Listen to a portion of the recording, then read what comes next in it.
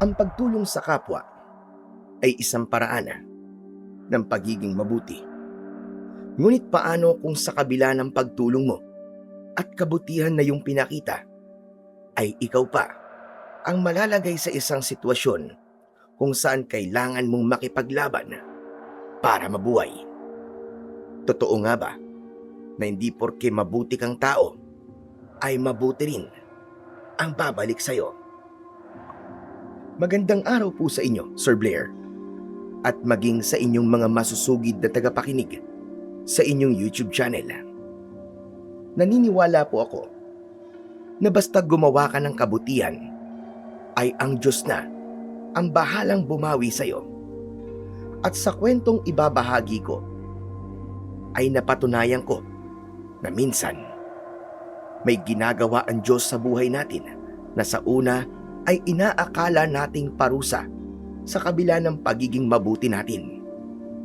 Totoo nga pala talaga ang kasabihan na maniwala at magtiwala lamang tayo sa plano niya para sa atin. Dahil sa huli, mapagtatanto natin na ang lahat ng nangyayari sa buhay natin ay may dahilan. Itago niyo na lamang po ako sa pangalang Rico. At ito ang aking kwento. The Voice Addict.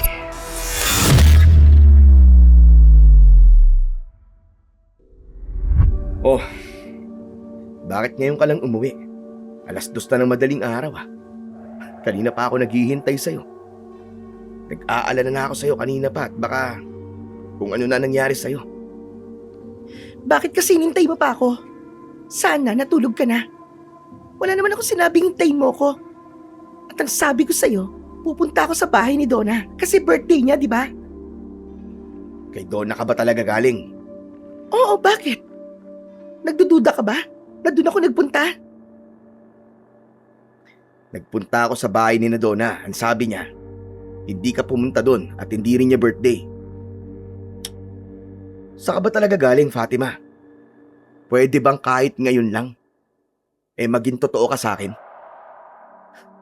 At bakit pumunta ka pa kina Donna, ha? Yan ka na naman sa pagiging paranoid mo, Rico eh. Pagod ako, kaya wag mo akong umpisahan. Saan ka ba talaga galing? Yun lang naman gusto ko malaman eh. Boyfriend mo ko at live-in partner mo ko. Kaya may karapatan naman siguro ko malaman kung saan ka nagpupunta, di ba? Boyfriend pa lang kita at hindi pa kita asawa. At hindi porke nakatira tayo sa isang bubong ay may karapatan ka ng makialam kung saan ako nagpupunta. Wala na ba akong privacy sa bahay na to? Hindi sa ganun, Fatima. Nagtataka kasi ako kung bakit kailangan mo pang magsinungaling sa akin. Obvious naman hindi ka galing kina Donna. Saan ka ba talaga galing? Yun lang naman ang gusto kong malaman eh. Ay nako, pagod ako, Rico. Ang gusto kong gawin ngayon ay matulog. Saka matulog ka na rin. Kasi, hindi ba babalik ka na sa trabaho mo mamaya?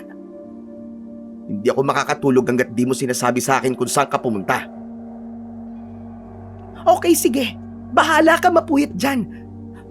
Dahil wala akong ganang makipag-usap sa'yo. Talaga bang kaya mong hayaan na merong gumugulo sa isip ko, ha? Hindi lang yan ang napapansin kong kakaiba sa'yo. Ilang buwan ka nang umaalis nang hindi sinasabi sa akin kung saan ka pumupunta tapos hindi ka naman pala ayos noon pero ngayon natuto ka nang mag-makeup at ang bango-bango mo palagi. Kahit nga yung buhok mo, pinakulayan mo pa. Bakit? Hindi ba pwedeng natuto lang ako mag-ayos sa sarili ko? Tsaka, lahat ba ng nakikita mong pagbabago sa akin ay kailangan mo bigyan ng ibang kahulugan? Saka ano bang gusto mong sabihin, ha? May gusto ka bang tumbukin? Alam ko, pero hindi mo masabi-sabi. May kakilala kasi ako na nakakita sa'yo na may kasama kang ibang lalaki sa mall. Nakahawak ka pa nga doon sa braso ng lalaki. Hindi kilala nung nakakita sa'yo yung lalaking kasama mo kaya sigurado raw siya na hindi ako yun. Yon? Kaya naman pala, pinagdududahan mo ako na may ibang lalaki nang dahil lang sa isang chismis na hindi ka sigurado kung totoo ba o hindi. Wala akong ibang lalaki, Rico. Huwag kang praning at huwag kang basta-basta naniniwala sa sinasabi sa'yo ng ibang tao. Mas lalo mo tuloy pinatutunayang utu-utu ka. Alam mo, nagsasayang lang ako ng oras sa'yo eh. Imbis na natutulog na sana ako ngayon, sinasagot ko pa ang mga walang kwenta mong tanong. Ay nako, diyan ka na nga. Nakakabwisit ka. Hindi ko na pinigilan pa si Fatima. Nang pumasok na siya sa kwarto namin, naiwan ako nakatayo sa maliit naming sala habang nakatitig sa kawalan. 5 taon na po kaming magkasintahan ni Fatima at 3 taon na kaming nakatira nang magkasama sa bahay ko. Napansin ko ang pagbabago ni Fatima nung nakaraang taon. Hindi po ako ang klase ng tao na mahilig sa kumprontasyon. Pero nang sandaling yon, ay hindi ko na napigilang magtanong at maghanap ng sagot kay Fatima. Pero sa kasamaang palad, wala akong nakuhang kasagutan mula sa kanya. Ramdam ko na meron talaga siyang itinatago at wala akong ideya kung paano kong mapapatunayan kung totoo bang may ibang lalaki si Fatima. Pagsapit ng alas 5 ng umaga, ay nagtungo ako sa terminal ng bus. Doon ay nagkita kami ng matalik kong kaibigan na si Jojo. Siya ang driver ng bus, kung saan ako ang konduktor. Oh, ang aga-aga pero nakabusangot na kagad yung mukha mo, tol. May malas yan.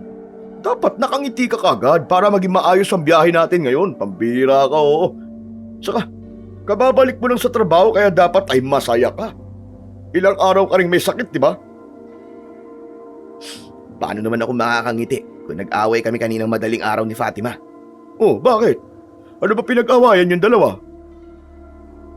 Nahuli ko kasi siyang nagsisinungaling sa akin eh. Nasabi niya, pumunta siya sa kaibigan niya. Pero nung puntahan ko yung bahay ng kaibigan niyang yun, wala naman siya ron.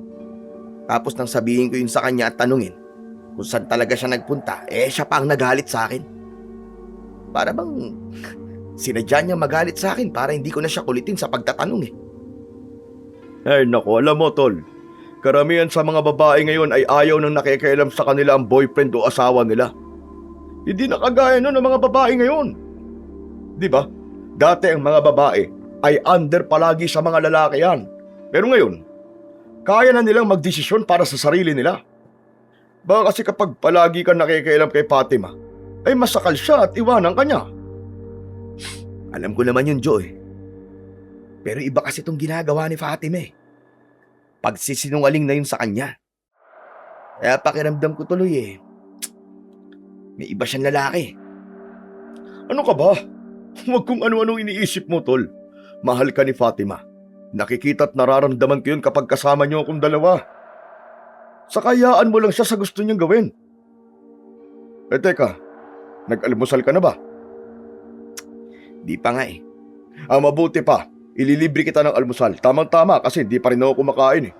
Mas mabuti na may laman ng tiyan natin bago tayo bumiyahe. Isang malalim na paghinga ang pinakawalan ko nang tapikin ni Jojo ang likod ko. Sinubukan kong alisin kahit sandali ang bigat ng iniisip ko dahil baka hindi ako makapag-focus sa trabaho ko mamaya. Mula Laguna hanggang Bicol ang biyahe namin ni Jojo. Kaya talaga namang mahaba ang binabiyahe namin. Dagdag pa na ordinary bus lang. Kaya may mga pagkakataon na kapag sobrang init ay hindi talaga kami komportable. Pero sa ganoong trabaho ay sanayan lang talaga. Ang mahalaga ay meron akong may uuwing pera kay Fatima.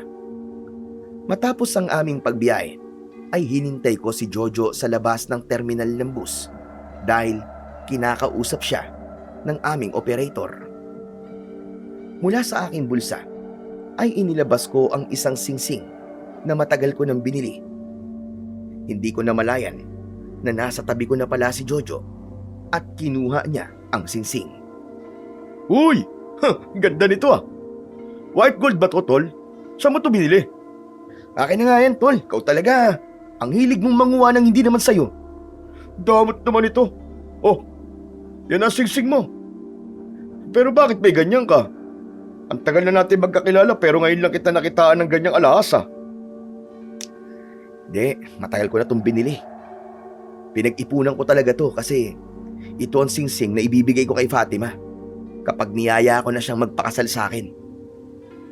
Teka, ang akala ko ba may hinala kang may ibang lalaki si Fatima? Bakit hayayain mo pa siya magpakasal sa'yo? Naisip ko rin kasi na baka kapag mag-asawa na kami ni Fatima, alam mo yun, baka bigla siya magbago. Di ba may mga taong ganun na nagbabago kapag naikasal na sila? Ewan ko Parang sa'yo ko lang yata narinig yung kasabihan na yan Pero sigurado ka na ba? Tandaan mo, hindi ka sigurado kung papayag ba si Fatima na magpakasal sa'yo. Kaya, baka tanggihan ka niya, tol. Baka masaktan ka. Hindi ko malalaman ang sagot kung di ko susubukan, tol. O paano, uwi na ako. Umuwi ka na rin para makapagpahinga ka na. Mamaya ka na umuwi. Mag-happy-happy na muna tayo. Uminom tayo dun sa bar na pinuntahan ko nung nakaraan. Hindi. Pass muna ako, tol. Kailangan ko na talagang umuwi. Next time na lang. Magaan ang pakiramdam ko habang pauwi ako sa bahay. Halos 1 oras ang biyahe ko mula sa terminal. Kaya habang sakay ako ng jeep ay nakatulog ako. Nang nagising ako, ay malapit na ako sa bahay at naisip ko na wag nang patagalin ang pagyaya ko kay Fatima na magpakasal. Kaya nang nasa labas na ako ng bahay ko, ay sobrang excited ako at hiniling ko na sana ay gising pa si Fatima. Pagpasok ko sa bahay ay natigilan ako dahil saktong lumabas si Fatima ng kwarto habang may bitbit na maleta. Fatima, teka. Saan ka pupunta? Mga gamit mo ba ang laman ng maletang yan? Alangan namang gamit mo to, di ba? Sandali lang. Saan ka nga pupunta? Uuwi ka ba sa probinsya nyo? Aalis na ako rito. Ayoko na, Rico. Nakikipaghiwalay na ako sa'yo. Teka. Hindi. Hindi ka pwede makipag-iwalay sa akin. Ano to? At bakit hindi? Wala na ba akong karapatang magdesisyon para sa sarili ko? Dahil ba to sa pagtatanong ko sa'yo? Kung saan ka pumunta kagabi? Okay, sige. Hindi na ako makikialam sa'yo. Puntahan mo lang gusto mong puntahan at sumama ka sa kahit na sinong tao. Basta't wag mo lang akong iiwan, Fatima. Wag naman. Hindi na, Rico. Ayoko na. Hindi na ako masaya sa'yo. Ayoko na. Sandali. Fatima naman. Ito. Nakikita mo ba ang singsing na to? Yayayain na kitang magpakasal. Hindi ba nagpaparinig ka sa akin nun na gusto mo na magpakasal tayo? O eto na yun, Fatima. Handa na akong pakasalan ka. Hindi lang ako nagsasalita dati kasi wala pa akong nabibiling engagement ring natin eh. Huli na. Sa'yo na yung singsing mo. Sa tingin mo ba, ay madadala mo pa ako sa mga paganyan-ganyan mo? Kahit bigyan mo pa ako ng isang jewelry set, ay hindi na magbabago ang isip ko. Ayoko na. Sawang-sawa na ako. Break na tayo. Tumabi ka nga dyan. Malakas akong tinabig ni Fatima at malalaki ang hakbang na naglakad siya palabas. Nang nasa pintuan na siya, ay hinabol ko siya. Maigpit ko siyang niyakap mula sa likod. Fatima, sandali lang. Parang awa mo naman. Magbabago na ako, promise. Sabihin mo kung anong dapat kong gawin para hindi ka umalis. Mahal na mahal kita, Fatima. Huwag mo akong iiwan. Hayaan mo na lang ako, Rico. Hindi ka ba marunong makaintindi? Hindi na ako masaya sa relasyon natin. Hindi na kita mahal. Fatima, gagawin ko ang lahat para maging masaya ka ulit. Parang awa mo, no? Hindi ko kaya mabuhay nang wala ka eh. Huwag ka ngang OA. Anong palagay mo sa akin, ha? Hangin? Na kapag nawala ako ay mamamatay ka? Kaya mo mabuhay nang wala ako, Rico. Kaya tumigil ka sa drama mong yan. Hindi ka ba nahihiya sa mga kapitbahay mo? Baka naririnig ka nila. Wala akong pakialam kahit marinig pa nila ako. Sabihin mo nga, Fatima. May mahal ka na bang iba? Kaya iiwanan mo na ako. Hindi ko na kailangan pansagutin ang tanong mong yan. Dahil break na tayo. Saka bitiwan mo nga ako. Ano ba? Kapag ako naubusan ng tricycle na masasakyan ha, ihahampas ko talaga sa itong maliit ang dala ko. Ayoko. Hindi kita bibitiwan. Hindi ako papayag na umalis ka. Nagpumigla si Fatima. Nang naalis niya ang pagkakayakap ko sa kanya, ay humarap siya sa akin at tinuhod niya ang pagkalalaki ko. Malakas ako napasigaw at nangihina ako napaluhod. Pakiramdam ko ay mawawalan ako ng ulirat sa sakit na naramdaman ko. Ang kulit mo kasi. Dapat lang sa'yo yan. Fatima! Huwag mo kong iiwan! Fatima, wag! Fatima! Walang lingon-lingon na naglakad si Fatima palayo. Kahit gusto ko siyang sundan, ay hindi ko magawa dahil hindi ko magawang makatayo at makapaglakad dahil sa lakas ng pagsipa ni Fatima sa aking pagkalalaki. Ang tanging nagawa ko na lang ay ang paulit-ulit na isigaw ang pangalan ni Fatima habang umaasa na babalik pa siya. Kahit durug na durug ang puso ko, ay kinailangan ko pa rin magtrabaho. Habang nagpupuno kami ng pasahero ni Jojo, ay lumapit siya sa akin at napakunot noo siya nang makita niya ang itsura ko. Oh, ano na naman yan? Bakit namumugto yung mga mata mo? Parang ang kinagat ng napakaraming bubuyog ah. Tol, wala na si Fatima. Ano? Wala na si Fatima? Anong kinamatay niya? Diyos ko naman. Sumalangit nawa ang kaluluwa niya. Napakabata pa niya para mamatay. Si Raulo, ano ba sinasabi mong namatay? Hindi pa patay si Fatima. Ang ibig kong sabihin, wala na siya. Umalis siya sa bahay. Sa madaling salita, nakipag-iwalay na siya sa akin. Ay, sorry. Ganun ba? Ikaw naman kasi. Hindi mo na lang sinabi na nakipag-iwalay siya sa'yo para madali ko naintindihan. Tapos sobrang lungkot pa ng pagkakasabi mo. Kaya inisip ko na patay na siya. Malamang malungkot ako. Sasabihin ko sa iyo yun kasi nakipag-break na nga siya sa akin eh. Pero grabe ang nangyari sa iyo, Tol. Parang sumakto pa na balak mo na sanang mag-propose sa kanya.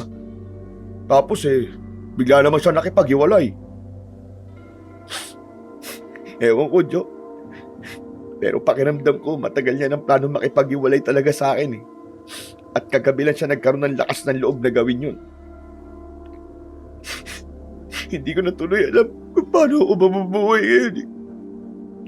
Ilang taon kami magkasama ni Fatima, Tol. Nung sa bahay na siya tumira, ay inilagay ko na sa utak ko na kami na talaga magkasama habang buhay. Pero wala. Nagkamali pala ako. Ganyan talaga ang buhay. Puro na sorpresa. Magugulat ka na lang talaga sa mga mangyayari. Pero kayang ba magtrabaho ngayon? Pwede akong mag-request kay bossing ng pansamantalang papalit sa'yo para makapagpahinga ka. Hindi. Ayaw magpahinga, Tol. Ayos lang ako. Gusto ko maging busy para hindi ko maramdaman ang sakit na pinagdadaanan ko ngayon. Kaya magtatrabaho pa rin ako. Kahit durug na durug ang puso ko. Sige, ikaw bahala. Ako naman nagsasuggest lang at nag-aalala ako sa'yo. Pero kung kaya mo, wala rin naman problema. Nang napuno na ng pasahero ang bus, ay pumwesto na si Jojo sa driver's seat. Ako naman ay tumayo sa tabi niya. At bago paandarin ni Jojo ang bus, ay hinawakan ko muna ang medalyon na nakasabit sa leeg ko.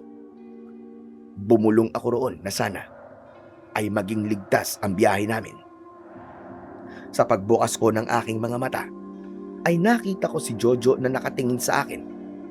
Umiiling siya habang tumatawa ng mahina. Ano yan? Ba't tumatawa ka? May nakakatawa ba? Kasi naman, simula nung maging konduktor ka, palagi mong binubulungan yung medalyon mo na yan. Nakakatawa kasi, di ba dapat rosaryo dinadasalan mo? Bakit? Pagkatapos ko naman bulungan to hinahawakan ko rin naman yung rosaryo sa harapan mo. Saka, pamana sa akin to ng lolo kong namatay. Ang sabi niya, ginamit niya ito noon sa pakikipaglaban sa mga aswang. Kung di mo na itatanong ay isang antingerong manunugis ang lolo ko nung buhay pa siya. Saka hindi lang panlaban sa mga aswang tong medalyon na to, baka kalain mo. Kundi, nagdadala rin ito ng swerte sa kanya. Nako, hindi ako naniniwala sa mga ganyan. Mas naniniwala pa rin ako na tayo ang gumagawa ng swerte at hindi natin dapat iasa sa kung anong bagay ang swerte natin. Hindi na ako nagsalita dahil pinaandar na ni Jojo ang bus.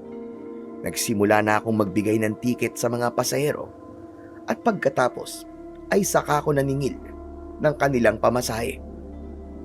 Nang natapos na ako, ay nilibang ko ang sarili ko sa pagkikwentuhan kay Jojo. Iniwasan kong pag-usapan ang tungkol kay Fatima dahil ayokong maging dahilan yon para maapektuhan ang aking pagtatrabaho. Habang tumatakbo ang oras, ay paunti ng paunti ang pasahero ng bus. Nang palubog na ang araw, ay isang pamilya ang sumakay. Sa tingin ko, ay mag-asawa ang dalawa. Tapos yung batang lalaki at binatilyong lalaking kasama nila ay mga anak nila. Kapansin-pansin ang takot sa mukha nila. Medyo marumi ang damit na suot nila. Sinundan ko sila ng tingin at umupo sila sa pinakahuliang upuan. Lumapit ako sa kanila at inihanda ko ang tiket at ang pambutas ng tiket. Saan po kayo? Sa Pamplona. 4 na Pamplona? Oh. Sinimulan kong butasan ng magkakasabay ang 4 na tiket at ibinigay ko yun sa kanila. Yung lalaki ang kumuha at hindi man lang niya yun tinignan. Naghintay ako ng bayad nila pero walang nagkusa sa kanilang magbayad. Kaya kahit nahihiya ako, ay ako na ang nagsalita. Excuse me boss. Kukunin ko na po sana yung bayad nyo. Pasensya ka na. Pero wala kaming pambayad. Baka pwedeng tulong mo na lang to sa amin. Kasi kailangan namin makalayo na mag-iin ako sa lugar na ito. Nako, yari. Pasensya na po pero hindi po ako magdidesisyon sa bagay na yan. Mayayari po kami sa inspektor namin. Pero teka, sandali Kakausapin ko lang po yung driver natin. Kung meron kaming pambayad ay magbabayad naman kami. Pero wala talaga kaming pera kahit piso.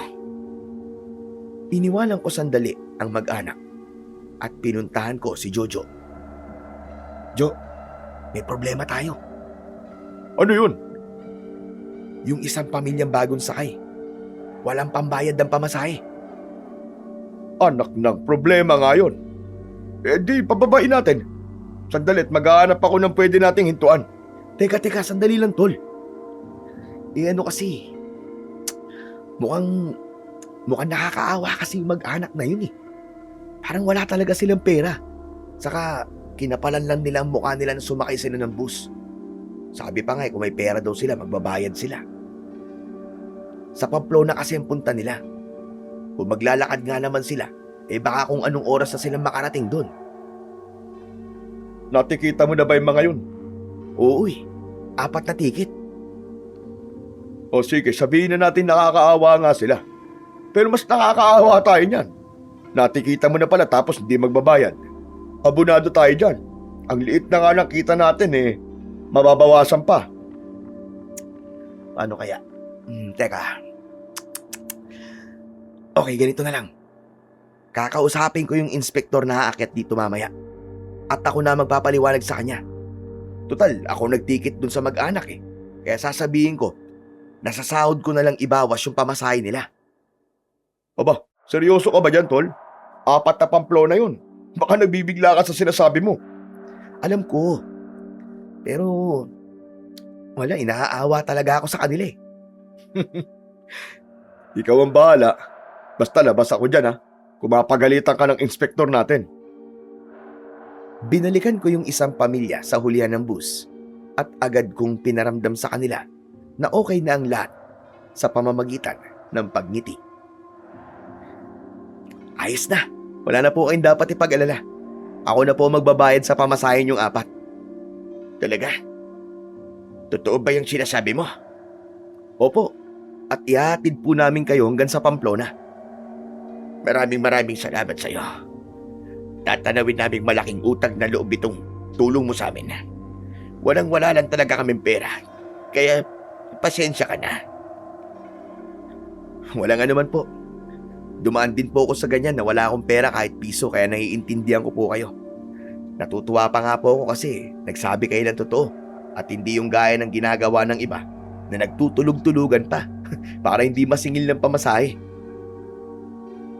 Matapos yun, ay bumalik na ako sa unahan ng bus at nakipagkwentuhan ako ulit kay Jojo. Hindi nagtagal, ay ilang pasahero pa ang bumaba at ang natira na lang na pasahero namin ay yung mag-anak sa hulihan.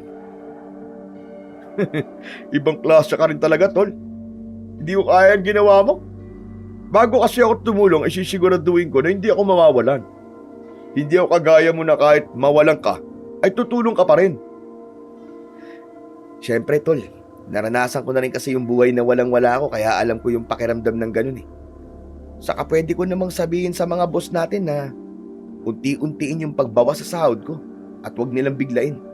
Magtitipid na lang ako sa mga gastusin ko.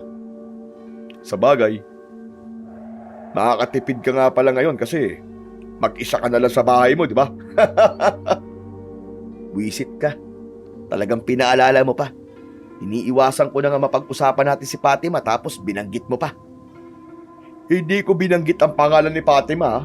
Ikaw kaya nagsabi ng pangalan niya. Ang sabi ko lang, mag-isa ka na lang sa bahay mo ngayon. Kahit na, ganun pa rin yun. Siyempre si Fatima may isip ko pag sinabi mo mag-isa na ako. Ano ba ang dahilan kung bakit mag-isa na ako sa bahay, di ba? Dahil iniwan ako ni Fatima. Ayos lang yan. Mas maganda nga na pag-usapan natin siya ng pag-usapan hanggang sa masanay ka na eh. Tapos hindi mo na mamamalayan na hindi ka na sasaktan kahit paulit-ulit natin siya pag-usapan, di ba? Basta. Ayoko mo nang pag-usapan si Fatima ngayon. Nagulat kami ni Jojo nang may narinig kaming malakas na sumabog sa hulihan ng bus. Nagpa-ekes-ekes ang takbo ng aming bus hanggang sa kinabig ni Jojo ang manibela pakaliwa. Sabay kaming napasigaw nang nakita naming mababangga kami sa isang malaking puno na nasa gilid ng kalsada.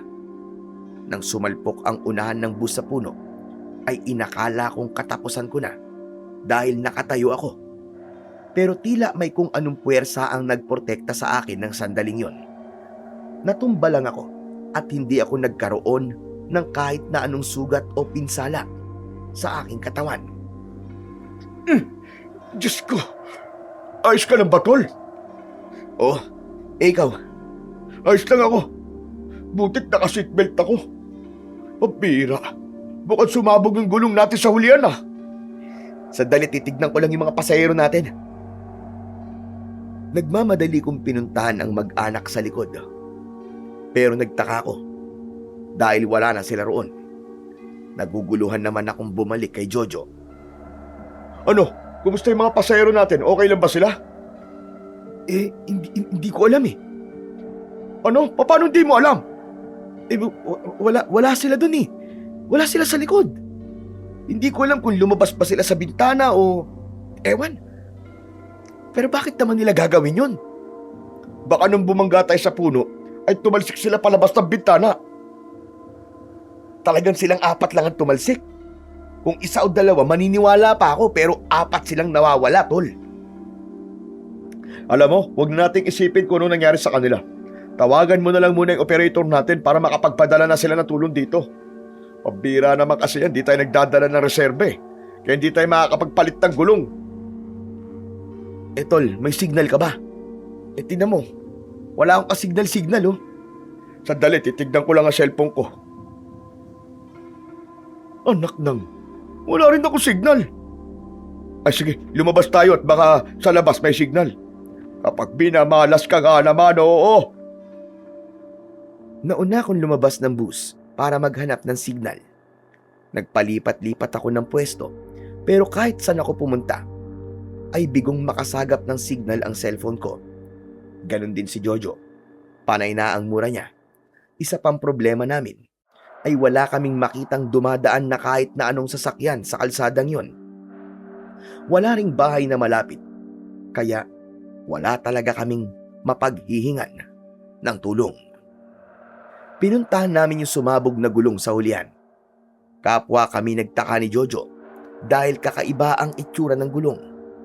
Para bang kinalmot yon ng matutulis at malaking kuko. Kaya yon nasira at sumabog.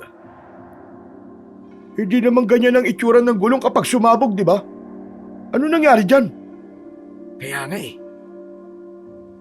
Parang halimaw ang sumira sa gulong natin eh. Tol, Hindi kaya merong halimaw dito sa lugar na to? Yung kagaya doon sa pelikulang pinanood ko. Yung may lumilipad na halimaw tapos pumapatay siya ng mga tao. ano bang halimaw sinasabi mo? Walang ganong halimaw sa totoong buhay. Siguro ay nasabit yung gulong natin sa kung saan kaya ganyan ang itsura. Ewan ko, tol. Pero biglang naging kakaiba ang pakiramdam ko. Tignan mo, nagtatayuan ang balahibo ko sa braso. Baka kaya nagtatayuan yan, nadya-jebs ka lang. Ayan o, ang lawak-lawak ng gubat, maganap ka ng mapepwestuhan mo dyan. Basta lumayo-layo ka at baka umabot dito yung amoy. Hindi ako natatay, sira ulo. Talagang kinikilabutan ako. Para kasing may nakatingin sa atin kanina pa eh. Hindi mo ba nararamdaman yon? Baka kasi yun yung mag-anak na nilibre mo ng pamasahe tapos biglang nawala. Siguro nagtatago sila sa kung saan. Yun lang yun. Aba, oo nga no. Nasaan na kaya yung mga yun? Nakapagtataka talaga na bigla na lang silang nawalang lahat sa loob ng bus eh. Nag-aalala tuloy ako eh. Kung ano na nangyari sa kanila eh. Huwag mo na silang isipin. Tayo ang dapat na iniisip mo kung paano tayo makakahingi ng tulong. Ang mabuti pa siguro doon tayo sa gilid ng kalsada para kung sakaling may sasakyan na dadaan, mapapara natin kagad. Maganda yan naisip mo, tol. Imposible naman walang dadaan ditong sasakyan, di ba? Ang kailangan lang natin gawin ay maghintay. Pumwesto na kami ni Jojo sa tabi ng kalsada. Panay din ang check namin sa aming cellphone dahil baka bigla yung makasagap ng signal. Umasa ako na hindi magtatagal ay may daraang sasakyan. Pero maygit isang oras na ang lumipas ay wala pa ring dumadaan. Hanggang isang matangkad na lalaki ang nakita kong naglalakad sa hindi kalayuan. Dahil madilim at umaasa lang kami sa liwanag mula sa bilog na buwan, ay hindi ko nakikita ang kanyang muka. Tol, tignan mo may tao. Papalapit siya dito sa atin. Aba, mukhang meron na tutulong sa atin. Baka merong kabayan na malapit dito at doon nakatira yung lalaki na yan. Ako na sasalubong sa kanya at makikipag-usap, tol. Sige tol, galingan mo pakikipag-usap sa kanya.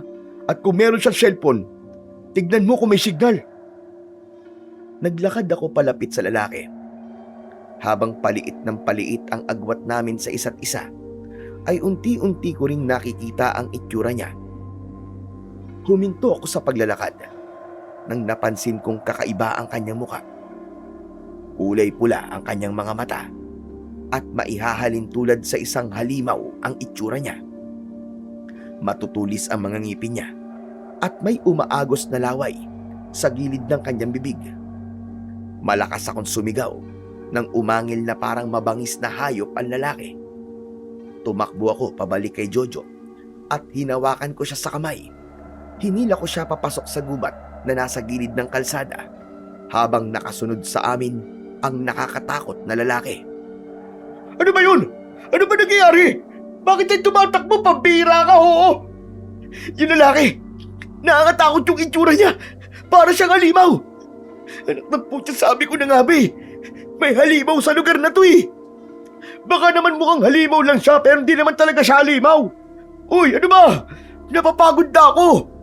Tama na. Tumigil na tayo sa pagtakbo. Sigurado ako halimaw siya. Ang tutulis na mga ngipin niya. At tignan mo, inahabol niya tayo. Kailangan natin makalayo at makapagtago sa kanya, tol. Mukhang kapag naabutan niya tayo, ay hindi niya tayo bubuhayin. Baka naman namamalikmata ka lang. Posible naman yun, di ba? Sigurado ako sa nakita ko.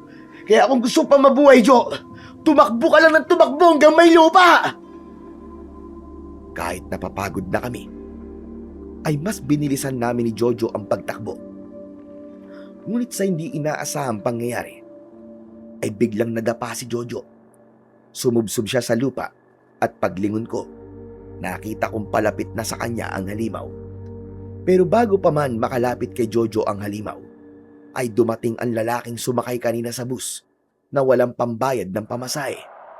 Malakas niyang hinampas ng matabang kahoy ang muka ng halimaw. Tinulungan niyang tumayo si Jojo at saka kami muling tumakbo ng mabilis. Hindi ko na alam kung gaano kami katagal na tumatakbo. Ngunit maya-maya ay nakita ko sa labas ng isang kuweba ang asawa ng lalaki. Dumiretso kaming tatlo sa loob ng kuweba at doon ay ginabayan kami ng babae hanggang sa nakarating kami sa isang bahagi ng kuweba na may patag na lupa. Naroon din ang batang lalaki at ang binatilyo. Sa ngayon, ay ligtas tayo rito. At hindi tayo masusundan dito ng aswang. Ano? Lintik na yan. Aswang? Aswang ang halimaw niyon? Sabi ko na kasi sa'yo, tol eh. May mali talaga sa lugar na to eh. Butit tumakbo tayo dahil kung hindi, malamang, kwento na lang tayo ngayon, tol. Patay na tayo. Naniwala ka naman kagad dyan. Baka adik lang yun. Ang tindi siguro ng tama sa kanya nung kung ano man tinira niya. Kaya ganun kumilos. Saka maniniwala ka ba sa sinasabi ng lalaking yan? Kanina lang natin yan nakita. Wala akong dahilan para magsinungaling sa inyong dalawa. Ang gusto ko lang ay walang masamang mangyari sa inyo. Kaya sinasabi ko sa inyo ang totoo para alam nyo kung kanino kayo dapat mag-ingat. Huwag po kayo mag-alala. Kasi naniniwala po ako sa sinasabi nyo. Nung buhay pa po kasi ang lolo ko, isa po siyang antingerong manunugis. Nakikipaglaban po siya noon sa mga aswang sa lugar nila. Tignan niyo po itong medalyong kunto. Ang lolo ko po ang nagbigay nito sa akin. Ang sabi po niya, panlaban daw po ito sa mga aswang. Teka, pwede bang ilayo mo sa akin ang medalyon na yan? Ho? Bakit po? May problema ba? Basta ilayo mo sa akin yan. Yeah. Oo nga pala. Maraming salamat ulit sa kabutihan mo sa amin ng pamilya ko. Bihira ang mga taong kagaya mo na tutulong sa hindi niya kilala. Ako nga pala si Arturo. At ito naman ang asawa ko si Lina. Si Efren ang aming panganay. At si Biboy naman ang aming bunso. Ako naman po si Rico. At siya po si Jojo. Pero, matanong ko lang, Manong. Paano po kayo nawala kanina sa loob ng bus matapos po nung aksidente, nung mabangga tayo? Lumabas kami sa bintana at binilisan namin ang aming pagkilos dahil alam namin na hindi aksidente ang nangyari. Sinadya yun nung aswang na humabol sa inyo kanina. Siya ang may kagagawa ng pagkasira ng gulong ng inyong bus, kaya sumabog yun. Ginawa niya yun dahil alam niya na nakasakay kami ng pamilya ko sa bus nyo. Ang totoo niyan ay kami talaga ang punteriya ng aswang na yun. Huh? Pero, bakit kayo po ang pupuntiryain ng aswang na yun? Hindi ko pa masasabi ang dahilan. Pero, kaya gusto namin makalayo sa lugar na pinanggalingan namin ay dahil sa aswang na yun na si Alamid. Ang buong akala namin ay nakatakas na kami sa kanya. Pero sinundan niya pala kami. Kaya humihingi ako ng paumanin sa inyo kung pati kayo ay nadamay sa sitwasyon namin ng aking pamilya. Ang bira! Ang mga yan pala may kasalanan kung bakit tayo na-aksidente. Dapat talaga nung sinabi ng mga yan na wala silang pamasahe, pinababa na natin sila, tol eh. Tignan mo nga nangyari sa atin. Ikaw na nga tumulong, ikaw pa napahamak. Anak naman talaga ng 7 kagaw, oo. Gusto ko lang naman magtrabaho at kumita ng pera. Tapos ganito pa nangyari? Ay, ewan ko. Tol, wag mo na silang sisihin. Sigurado ako na hindi nila ginusto yun. Ang gusto lang nila ay makaligtas mula ron sa aswang na si Alamid. Saka, ramdam ko na mabuti silang tao. Hindi ba iniligtas tayo ni Mang Arturo dun sa aswang kanina? Dapat lang niya tayong iligtas, no? Dahil sila ng pamilya niya may kagagawan kung bakit tayo na-aksidente kanina. Kung di sila sumakay sa bus natin, hindi tayo susundan ng aswang na yun. Talagang nandamay pa ang mga yan ng ibang tao na wala namang kinalaman sa problema nila. Hindi namin ginustong madamay kayo o kahit na sino sa problema namin. Talagang nagkataon. Sa bus nyo kami sumakay. Pero nangangako ko sa inyo na habang kasama nyo kami ay poprotektahan namin kayo mula kay Alamid sa abot ng aming makakaya. At ang medalyon na suot mo, Rico, sa palagay ko ay magagamit mo yan para labanan si Alamid kung sakaling malagay ka sa panganib. Total, sinabi mo na rin na poprotektahan mo kami. Ay bantayan mo ko habang natutulog ako. Inaantok ako at siguraduhin mo na hindi ako mapapatay nung aswang na yun, ha? Abay, bakit hindi? Pagod ako sa pagmamaneho at sa pagtakbo natin kanina. Kaya kailangan ko talaga magpahinga, no?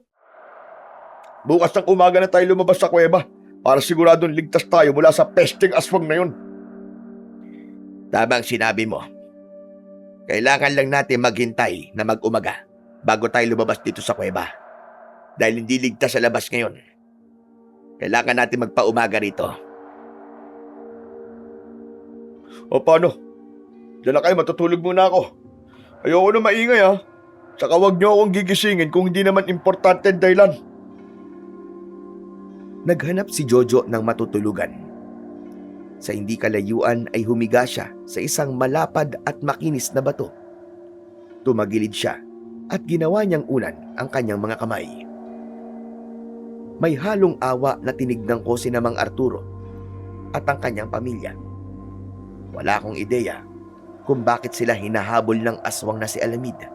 Pero sigurado ko na matinding takot ang nararamdaman nila, lalo na ng kanyang mga anak. Hinawakan ko ang medalyon na nakasabit sa aking leeg at ibinilong ko doon.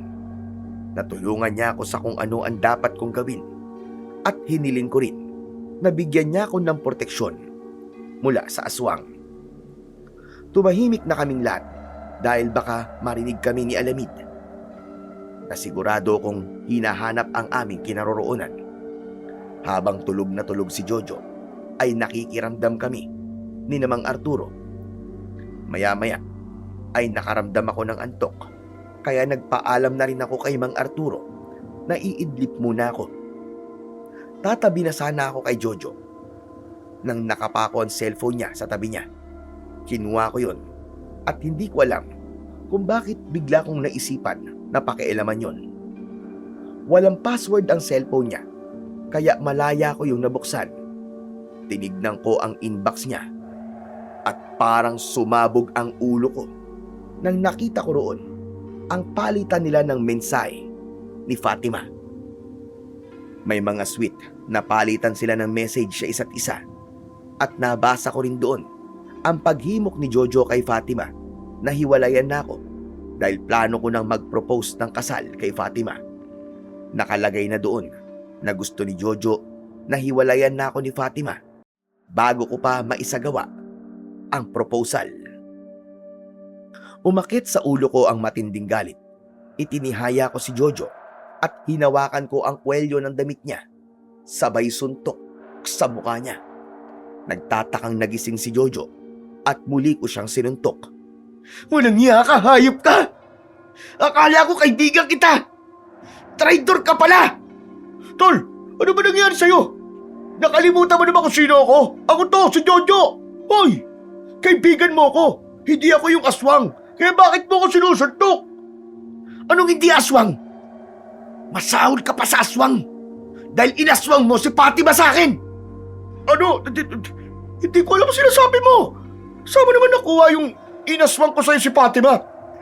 Gusto mo bang basahin ko pa ang palitan nyo ng text message ni Fatima sa cellphone mo, ha? Hayop ka, Jojo. Traitor ka. Akala ko kaibigan kita pero nagkamali ako. Napakagaling mo magpanggap. Kaya huwag ka na magsinungaling. Dahil bukayo ka na.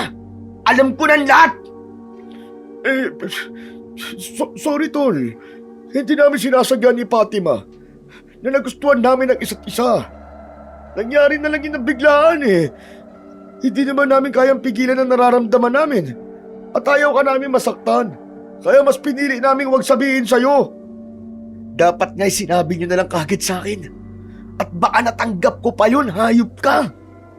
Hindi yung ganito na ako pa mismo ang nakaalam ng panloloko yung ginawa sa akin. Alam mo bang mas nasasaktan ako sa panloloko mo, ha? Dahil si Fatima, may hinala na ako niloloko niya ako. Pero ikaw, hayop ka. Wala akong kaalam-alam sa pagtatraidor mo sa akin. Kahit sa panaginip, hindi ko naisip na magagawa mo to sa akin. Dahil kaibigan kita. Tumigil na kayo. Kung itutuloy niyo yung pag-aaway niyo, ay hindi malabong marinig kayo ni Alamid. At malalaman niya ngayon kung nasan tayo. Mas magiging malaki ang problema natin kapag nangyari yun. Maras kong binitiwan si Jojo. Alam ko na hindi ko siya titigilang saktan dahil sa tindi ng galit ko sa kanya. Kaya naisipan kong umalis sa kuweba. Ito tatandaan mo, Jojo, ah. Saksak mo to sa utak mo. Simula sa gabing to, wala na. Hindi na tayo magkaibigan. Wala akong traidor na kaibigan na kagaya mo. Tol, makinig ka muna sa paliwanag ko. Parang awa mo na. Ano bang paliwanag ang kailangan ko marinig, ha? Malinaw na sa akin ang lahat. Niloko niyo ako ni Fatima. At pwede ba? Wag mo akong tinatawag na tol. Dahil hindi mo alam ang tunay na kahulugan ng salitang yan. Patawarin mo ako. Hindi ko sinasadyang lokohin ka. Sinadya mo, Jojo. Sinadya niyong dalawa ni Fatima. May kakayahan kang pigilan ng lahat. Pero mas pinili mo na lokohin ako. Pagkasabi ko noon, ay tumalikod na ako at dere-derecho akong naglakad palabas ng kuweba. Nang nasa labas na ako, ay hinawakan ni Mang Arturo ang braso ko at pilit niya ako na pinigilan. Saan ka pupunta? Bumalik ka na sa loob bago ka pa makita ni Alamid. Hindi ko kayang makasama sa iisang lugar. Ang traidor na Jojo na yun. Alam kong galit ka, pero isipin mo muna ang kaligtasan mo. Hindi mo kilala si Alamid. Masyado siya mabangis at wala siyang awa. Hindi siya magdadalawang isip na patayin ka kapag nakita ka niya. Wala na akong pakialam kahit mamatay ako ngayon. Dahil para na rin akong namatay sa mga nalaman ko. Kaya pabayaan niyo na lang ako. Hindi ko pwedeng makita ang traidor na yun. At baka kung ano lang magawa ko sa kanya, baka mapatay ko siya. Huminahon ka, Rico. Pakalmahin mo ang sarili mo. Alam kong mabuti kang tao. At ang naiisip mong gawin ay dulot lamang ng matindi mong galit. Tandaan mo, ang hindi maganda at masakit na nangyayari sa buhay natin ay merong dahilan. Sa ngayon, ay hindi mo pa malalaman ang dahilan na yon. Pero darating ang panahon na malalaman at malalaman mo ang sagot kung bakit kailangan ito mangyari. Naging mabuti naman akong tao, Mang Arturo. Ginawa ko ang lahat para maging mabuting kaibigan at nobyo. Pero bakit ganito ang ginanti sa akin ng Diyos? Bakit palagi ako nasasaktan? Akala ko ba kapag naging mabuting tao ka, ay pagpapalain ka ng Diyos? Pero bakit nangyayari ito sa akin? Pinagtitripan niya ba ako? Sa loob na tayo mag-usap. Delikado dito sa labas. Pasensya na pero ayoko talagang makita yung Jojo na yun. Sige na, Mang Arturo, wag niyo na akong isipin. Kung ano man ang mangyari sa akin, kung mapatay man ako ng aswang na yon, siguro, yun ang naktakdang mangyari sa akin ngayong gabi. Bago pa magsalita si Mang Arturo, ay mabilis akong tumakbo palayo sa kanya. Ilang beses niya akong tinawag, ngunit hindi ko siya nilingon. Tinahak ko ang mas masukal na bahagi ng gubat at wala na akong pakialam kahit saan ako mapunta. Pakiramdam ko, kahit mamatay ako ng oras na yon, ay wala na rin akong pakialam. Patuloy naman sa pagsunod sa akin si Mang Arturo. Tila hindi siya susuko hanggat hindi niya ako naisasama pabalik sa loob ng kuweba. At sa hindi inaasahang pangyayari, ay natalisod ako sa isang matigas na sanga na nakabaon sa lupa. Nadapa ako at napasubsob sa lupa. Babangon na sana ako nang may narinig akong malakas na pag-angil ng aswang sa hindi kalayuan. Nagmamadaling lumapit sa akin si Mang Arturo. Tinulungan niya akong tumayo at hinila niya ako sa likod ng isang makapal na halaman. Si Alamid ba yun? Sino pa ba? Siya lang naman ang aswang na kasama natin dito sa gubat. Sabi ko naman sa iyo, di ba? Doon na lang tayo sa loob ng kuweba at delikado rito. Bakit kasi sinundan niyo pa ako eh? Sinamahan niyo na lang sana doon ang mag-iina mo. Hindi kita pwedeng pabayaan. Kami ng pamilya kong dahilan kung bakit kayo nasa ganitong sitwasyon. Kaya gagawin ko ang lahat para protektahan kayo. Huwag ka nang maingay. Nararamdaman ko na malapit na siya. Kulang na lang ay pigilan ko ang aking paghinga nang nakita ko ang pagdating ng aswang. Dahil sa liwanag mula sa bilog na buwan, ay mas nasilayang kong mabuti ang kahindik-hindik niyang anyo, Sir Blair. Medyo mabalahibo ang kanyang katawan at matutulis ang kanyang kuko. Sinisinghot-singhot niya ang hangin na para bang sa pamamagitan nun ay inaalam niya kung saan kami nagtatago. Huminto ang aswang malapit sa kinaroroonan namin at luminga siya sa paligid.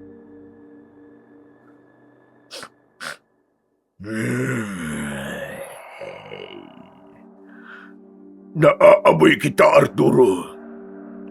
Alam kong nasa paligid ka lang at may kasama kang isang tao. Huwag na kayong magtago dahil mahahanap ko rin kayo. Ang gusto ko lang naman ay ang dalawang bata. Ibigay niyo sila sa akin at hindi ko kayo sasaktan. Naguguluhan akong tumingin kay Mang Arturo. Gusto ko siyang tanungin tungkol sa sinabi ng aswang. Pero hindi ako pwedeng magsalita. Hindi nagtagal ay umalis na ang aswang at naghintay ako ng ilang minuto bago ako nagsalita. Ano pong ibig sabihin ng aswang? Bakit gusto niyang kunin yung mga anak niyo? Ano kasi? May gagawing ritual ang grupo ng mga aswang na pinamumunuan ni Alameda at kailangan nila mag-alay ng dalawang bata. Sa kasamaang palad, ang mga anak ko napili niya. At yun ang dahilan kung bakit kami nahamol ni Alameda. Kailangan niya mga anak ko para maisagawa nilang ritual. Hindi ko naman pwedeng isuko sa kanila sina Efren at Piboy. Dahil mga anak ko sila. Aba dapat lang po. Huwag po kayong papayag na makuha ni Alamid ang mga anak nyo. Ngayon ay mas naiintindihan ko na po kayo kung bakit kinapalan nyo ang mukha nyo na sumakay sa bus kahit wala kayong pambayad. Saka na natin pag-usapan yan. Bumalik na tayo sa loob ng kuweba dahil mukhang nasa malayo na si Alameda. Ayoko nga pong makita si Jojo eh. Talagang masasaktan ko ulit siya kapag nakita ko siya. Pigilan mo na lamang ang sarili mo. Ang kailangan lang natin gawin ay maghintay na sumapit ang umaga.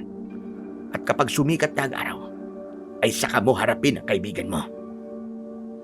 Hindi ko na po siya kaibigan. Kaya wag niyo siyang tinatawag na kaibigan ko. Hindi na kung hindi. Pero tara na. Bumalik na tayo sa loob ng kuweba. Dahil wala tayong ideya kung ano ang pwedeng mangyari sa atin kapag nakita tayo ni Alamid dito.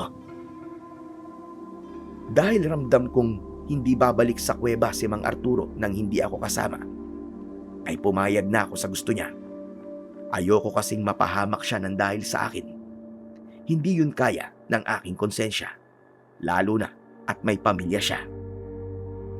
Lumabas na kami sa aming pinagtataguan at nagsimula na kami maglakad ng mabilis pabalik sa loob ng kuweba.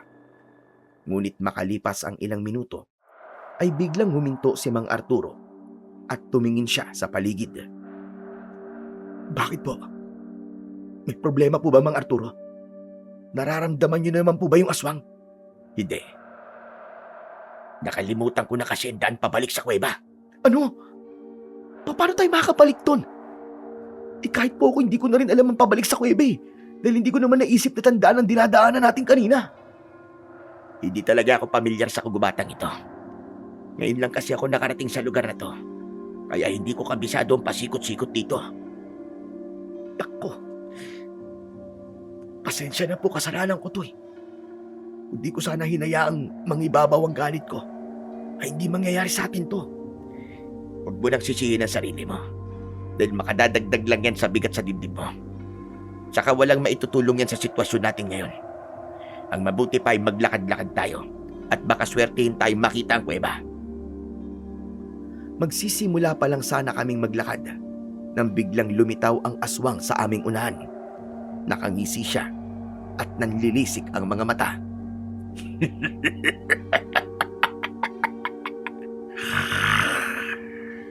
Akala niyo ba ay makakatakas kayo sa akin? Nasaan ang dalawang bata? Ibigay mo sila sa akin, Arturo.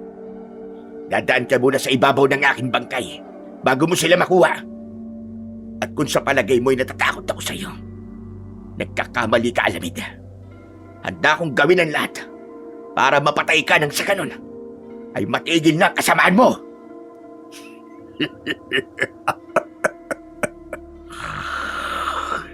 Talagang matigas ka. Sige, ipagpatuloy mo pagmamatigas mo. Dahil hindi lang ikaw ang papatayin ko.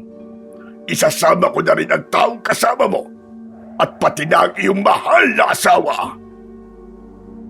Ano na pong gagawin natin? Tumakbo na lang po kaya tayo. Ikaw na lang ang tumakbo. Tumakas ka at hanapin mong kuweba. Pero, paano po kayo? Kailangan kong harapin si Alameda.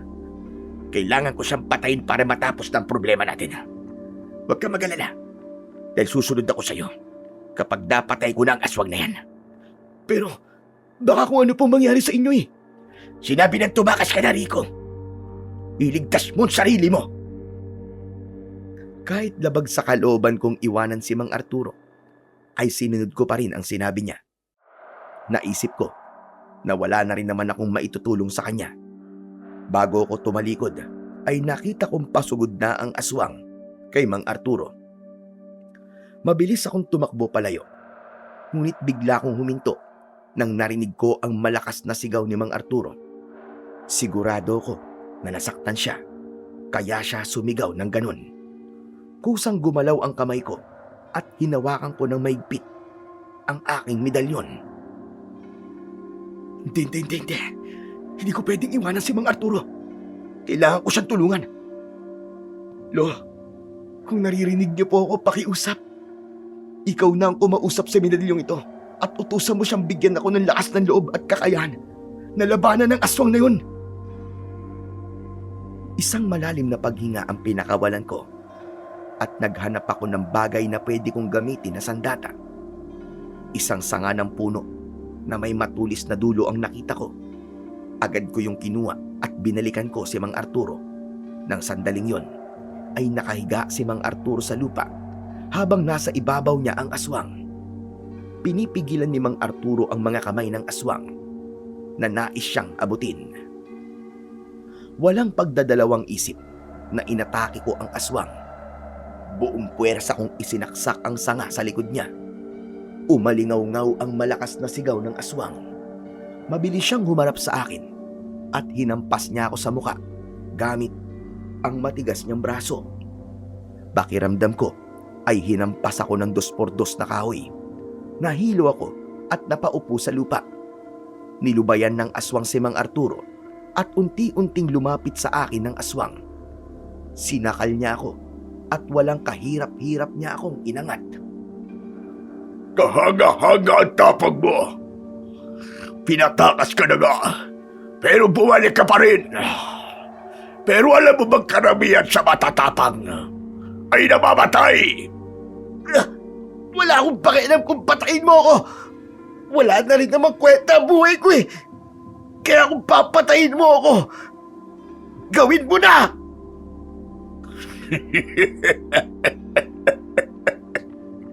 Huwag kang mag-alala.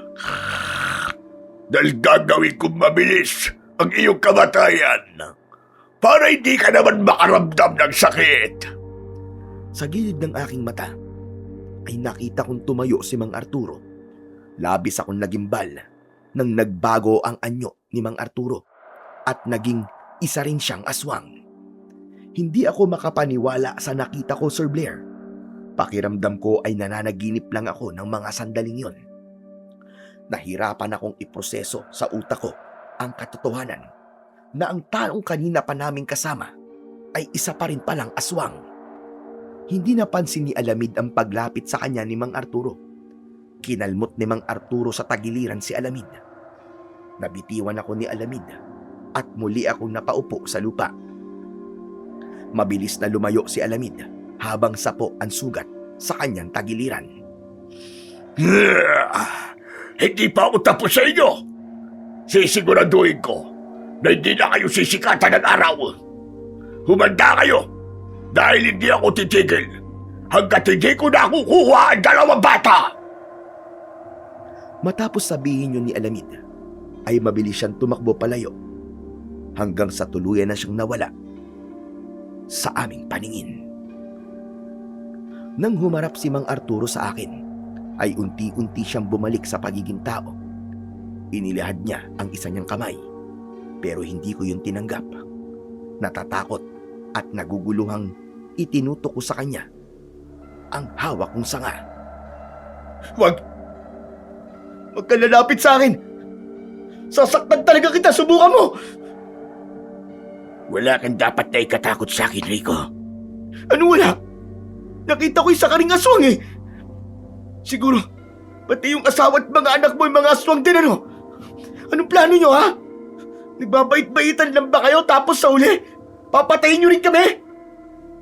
Kung papatayin namin kayo, kanina pa namin yung ginawa. Doon pa lang sana sa bus, ay pwede na namin gawin yun nung kami na lang ng pamilya kong pasahero nyo. Pero pinatay ba namin kayo? Kahit na, wala pa rin akong tiwala sa inyo, lalo na sa'yo. Niloko mo kami. May pasabi-sabi ka pang kailangan yung tumakas kay Alamid. Pero mga aswang din pala kayo. Oo, tama ka, aswang nga kami. Aswang nga kami ng aking pamilya. Pero hindi kami ang uri ng aswang na kagaya ni Alamid. Hindi kami pumapatay ng tao kagaya niya. Pero hindi kita masisisi kung natatakot ka sa akin. Sa totoo lang, hindi ko talaga planong ipaalam sa iyo ng kasama mo ang pagiging aswang namin. Dahil alam ko naman nakatatakutan niyo kami. Pero wala na ako mapagpipilian kanina, kundi ang magadyong aswang upang kahit papano ay mapantayan ko ang lakas ni Alamid. Kung hindi ko yung ginawa, malamang ay patay na tayong dalawa ngayon. Sandali ako nag-isip. Napagtanto ko na iniligtas ni Mang Arturo ang buhay ko. Kung hindi dahil sa kanya, ay baka patay na ako ng sandaling yon. Kung hindi ka na nagtitiwala sa akin ay naiintindihan ko. Hindi ko na rin ipipilit na maniwala kang wala kaming gagawing masama sa inyo. Mas mabuti pa siguro na maghiwalay na lang tayo sa paghahanap sa kuweba. Dahil alam ko na hindi ka na komportabling kasama ko. Teka, sandali lang Mang Arturo. Naniniwala na po akong mabuti kang aswang. At pati na rin po ang pamilya niyo. Pasensya na po kayo sa mga nasabi ko kanina. Kasi natakot talaga ako nang nalaman kong aswang ka eh. Mabuti naman at nagbago na kagad ang tingin mo sa akin. Tama naman po kasi kayo eh. Kung masama ka gaya ni Alamid, ay hindi mo ako ililigtas kanina. Pero Gusto ko pong malaman, ano ba talaga ang dahilan at hinahabol kayo ni Alamid? Bakit niya gustong makuha ang mga anak mo? Saka kung aswang din kayo, bakit niya kayo gustong patayin? Di ba dapat magkakampi kayo? Hindi ba kayo mga tao? Kahit pare-pareho kayong tao ay nagiging magkakaaway din kayo. At isa sa dahilan ng pag-aaway niyo mga tao ay dahil magkakaiba kayo ng paniniwala. Ganon din sa aming mga aswang. Taliwas ang paniniwala namin ng pamilya ko sa paniniwala ni Alamid. Ano pong ibig niyo sabihin? Si Alamid ang pinuno ng baryo kung saan kami naninirahan ng napakahabang panahon. Puro aswang ang nakatira sa baryong yun. Kada taon, naniniwala si Alamid na kailangan namin mag-alay ng 2 buhay ng tao o aswang na hindi pa tumutungtong ang edad sa 18. Tao o aswang man, ay wala siyang pinipili basta meron lang kaming maging alay. Naniniwala kasi si Alamid na kailangan namin gawin ang ritual na yon upang maging malakas siya. Kung ganun, sina Efren at B-Boy, sila sana ang iaalay niyo ngayong taon para sa ritual. Ganun na nga. Nang kausapin kami ni Alamid tungkol sa bagay na yon, ay tumutol kami ng aking asawa. Sinabi ko sa kanya na noon pa man, ay hindi na namin suportado ang ritual. Nagawa-gawa lang naman niya. Akala ko naman ay maluwag na tinanggap ni Alamid ang hindi namin pagpayag na gawing alay sina Efren at B-Boy. Pero nagkamali kami. Isang kaibigan ko nagsabi sa akin na itutuloy pa rin ni Alamid ang pag-aalay sa mga anak ko at kung hindi kami papayag ni Lina, ay papatayin kami ng tuluyan ni Alamid. Kaya bago ang gabi ng pag-aalay ay tumakas na kami. At ang sumunod nang nangyari, ayun sumakay kami sa bus nyo. Ngayon naiintindihan ko na po ang lahat. Kaya pala gustong kunin ng Alamid ang mga anak niyo kasi gagawin niya talagang alay.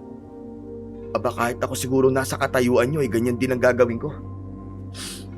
Pero bakit hindi niyo na lang pupatayin si Alamid? Sa palagay ko kaya niyo siyang talunin Nasugatan niyo nga siya kanina, di ba? Kahit nasugatan ko siya, ay mas malakas pa rin siya kumpara sa akin. Hindi siya hihiranging pinuno ng mga aswang kung hindi siya mas malakas sa kahit sinong nakatira sa baryong yon. Talagang nilalakasan ko lang ang loob ko ngayon para sa kaligtasan ng pamilya ko at syempre, para na rin sa inyong dalawa na kasama mo. Bigla po tuloy ako nahiya sa inyo. Bakit naman? Kasi kanina, sinabi ko kay Alamid, nanda akong mamatay. Tapos, inilagay niyo sa panganib ang buhay niyo para iligtas ako. Kahit gusto ko na mawala, ay niligtas niyo pa rin ako. Ramdam kong nasabi mo lang yun dahil nasasaktan ka sa ginawa sa'yo ni Jojo at ni Fatima. Pero alam ko na kapag naimasmasan ka na, ay magiging malinaw na ulit ang iyong pag-iisip. Tama po kayo.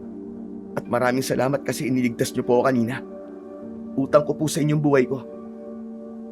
Pero Mang Arturo, naalala ko pala kanina, nung nasa kuweba tayo, at pinalayo mo sa akin tong medalyon na suot ko. Ibig po bang sabihin nun takot ka rito kasi aswang ka? Hindi ako natatakot sa medalyon mo. Pero nung inilapit mo sa akin ng medalyon ay nakaramdam ako ng matinding panghihina. Para bang unti-unting hinihigop ng medalyon mo ang lahat ng lakas ko. Kung ganun, totoo pala sinabi sa akin ni Lolo nung binigay niya sa akin to. Talaga nga palang panlaban to sa mga aswang. At pwede mo yang gamitin kay Alamid kung sakaling muli siyang umatake. Hindi malabong atakihin niya tayo ulit. Dahil mahaba-haba pa ang oras na kailangan nating hintayin bago sumapit ang umaga. Marami pa ang pwedeng mangyari sa atin. Pero hindi ko po alam kung paano to gamitin Hindi po kasi tinuro sa akin ng lolo ko kung paano po pagganahin ang kapangyarihan nitong medalyon niya. May ilan na akong nakilalang antingero, kagaya ng lolo mo. At may ilan sa kanila na nakapagsabi sa akin na kung matagal na sa'yo ang isang anting-anting o agimat, ay hindi imposibleng meron na tong koneksyon sa'yo. Ibig sabihin, sa simpleng pag-utos mo sa medalyon, ay gagawin nito ang gusto mo. Siguro ay subukan mo yung gawin sa susunod. Pero habang iniisip mo yan, ay hanapin na ulit natin ang kuweba dahil paniguradong nag-aalala na sila nila sa atin. Hindi ko po kasi alam kung kaya ko bang makita si Jojo eh. Alam kong mahirap, pero isang tabi mo muna ang sama ng loob mo sa kanya. Kapag natapos na ang problema natin kay Alamid, saka kayo mag-usap. Tara na, at kailangan na natin magmadali dahil baka balikan tayo dito ng Alamid na yon kapag nakabawi na siya ng kanyang lakas. Tinulungan ako ni Mang Arturo na tumayo. At doon ko nakita ang sugat sa kanyang braso. Tinanong ko siya tungkol sa sugat na yon at aniya ay nagawa siyang kalmutin kanina ni Alamid. Meron din akong sugat pero sa liig naman. At yun ay dulot ng bagyang pagbaon ng mga kuko ni Alamid nang sakali niya ako. Habang naglalakad kami ni Mang Arturo ay huminto kami nang may narinig kaming kaluskos sa unahan namin. Inihanda ko ang aking sarili dahil naisip ko na baka si Alamid na naman yun hanggang sa nakita namin si Jojo na palapit. Yun! Sa wakas! Nakita ko na kayong dalawa! Nung ginagawa mo rito ha? Ayokong makita ka kaya umalis ka sa harapan ko. Hinahanap ko kasi talaga kayo. Nag-aalala kasi kami sa inyong dalawa eh. Kasi ang tagal niyong hindi bumabalik eh. Ayos lang ba kayo? Nakita mo naman siguro may mga sugat kami, di ba? Malamang hindi kami okay. Kahit kailan talaga hindi gumagana ang utak mo. Tol, alam ko na galit ka sa akin ngayon. Pero isang tabi mo muna natin ang personal nating problema. Handa akong makipag-usap sa'yo kapag nakaalis na tayo dito ng ligtas. Di ba sabi ko wag mo akong tinatawag na tol? Saka kapag nakaalis na tayo rito, hindi na natin kailangan mag-usap dahil wala tayong dapat pag-usapan. At wala na rin akong pakialam kahit magsama pa kayong dalawa ni Fatima hanggang sa impyerno. Dahil kayong dalawa talaga ang bagay kasi parehas kayong mga manluloko, parehas kayong demonyo. Rico, tama na. Tama ang kaibigan mo. Hindi ito ang tamang oras para maging magkaaway kayo. Kailangan natin magtulungan kung gusto natin makaligtas. Kahit mag-isa si Alamid, ay kulang ang puwersa natin para matalo siya. At mas lalong liliit ang tsansa nating mabuhay kung magkakawatak-watak tayo at hindi tayo magkakasundo. Kahit anong pilit ko sa sarili ko, hindi ko talaga kayang makita ang traidor na yan, Mang Arturo. Pero sige, magtitiis na lang ako at ang gusto ko, pagkatapos ng lahat ng ito, ayoko nang makita ang pagmumukha mo, Jojo. Kung kinakailangan kong maghanap ng ibang trabaho ay gagawin ko para lang wag nang makita ka habang buhay. Tara na, kailangan na natin makabalik sa kuweba, Jojo. Siguro naman alam mo ang daan pabalik sa kuweba. Opo, alam ko po. Tinandaan ko talaga dahil di ako pwede maligaw eh. Sumunod na lang po kayo sa akin. Kaya lang, medyo malayo-layo tong kinaroroonan natin ngayon sa kuweba. Kaya baka abutin tayo ng kalahating oras bago makabalik doon. Walang problema. Ang importante makabalik tayo ron at makapagtago kay Alamid. Halina kayo! Labag man sa kalooban ko, ay sumunod kami ni Mang Arturo kay Jojo. Wala kaming imikan, ngunit patuloy akong nakikiramdam sa paligid dahil hindi malabong sa sandaling yon ay nasa paligid lamang si Alamid at naghihintay ng pagkakataon upang umatake. Biglang tumabi sa akin si Jojo at bago ko pa siya maitaboy ay inunahan niya akong magsalita. Rico, alam kong galit na galit ka sa akin dahil sa napakalaking kasalanang nagawa ko, pero maniwala ka. Hindi ko intensyon saktan ka. Oo, sinabi ko kay Fatima na hiwalayan ka na niya bago mo pa siya maalok ng kasal. Pero yun ay dahil ayokong masaktan ka. Mas magiging masakit sa'yo kung ikakasal na kayong dalawa tapos saka siya makikipaghiwalay sa'yo. Nung ibig mo sabihin, dapat bang magpasalamat ako na ginawa mo yon? Salamat ha, Jojo. Napakabuti mo naman palang kaibigan. Alam kong mali na niloko ka namin. Masakit din para sa akin na gawin yun dahil kaibigan kita eh. Pero hindi namin kayang pigilan ni Fatima ang nararamdaman namin para sa isa't isa. Alam mo kung gaano kahirap labanan ng puso. Hindi ko sinasabing kailangan mo kaming patawarin pero sana Unti-unti mong tanggapin na kami ni Fatima ang nagmamahalan. Mabuti kang tao. Kaya sigurado ako na makakahanap ka ng babaeng mamahalin ka ng totoo. Hindi ko alam kung bakit kailangan ko pang kausapin ka ng tungkol sa bagay na yan. Alam mo ba kung anong gusto kong gawin sa'yo ngayon, ha? Gusto kitang suntukin ng walang tigil dyan sa bunganga mo. Kahit man lang sana sa ganung paraan, ay maiparamdam ko sa'yo ang sakit na nararamdaman ko ngayon. Itinuring kitang kaibigan.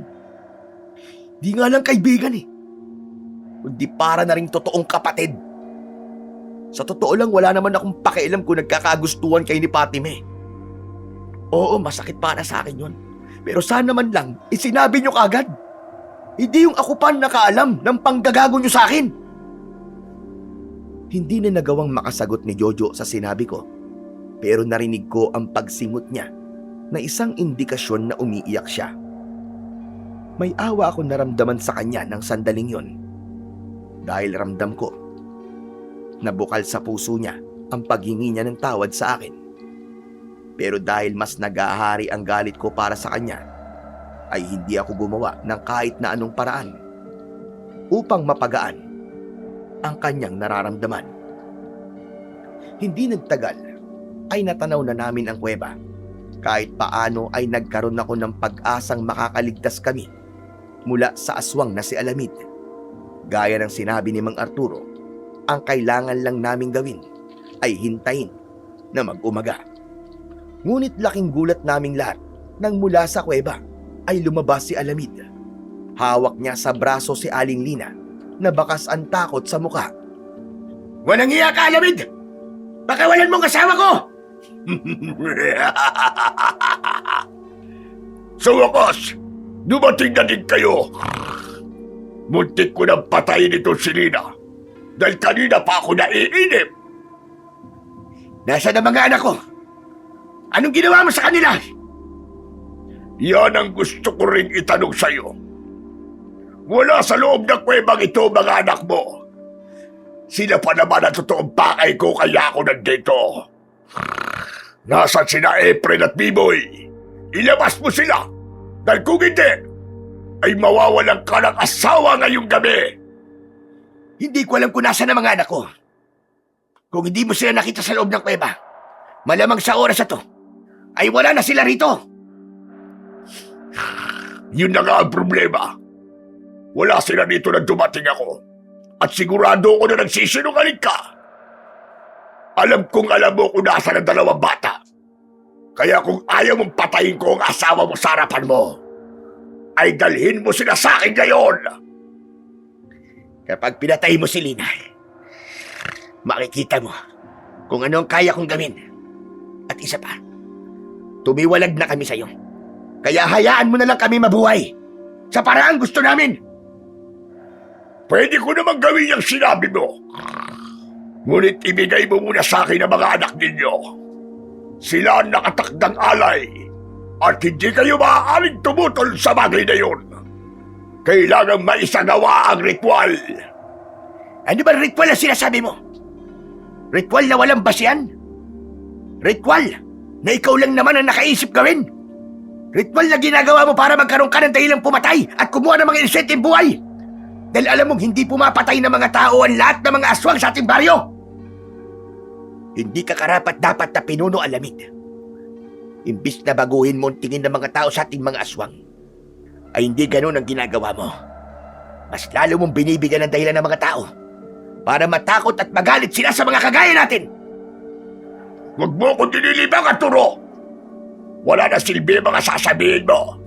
Dahil buo na ang desisyon kong ialay ang mga anak mo para sa ritual. At wala nang magagawa pa yun para pigilan ako.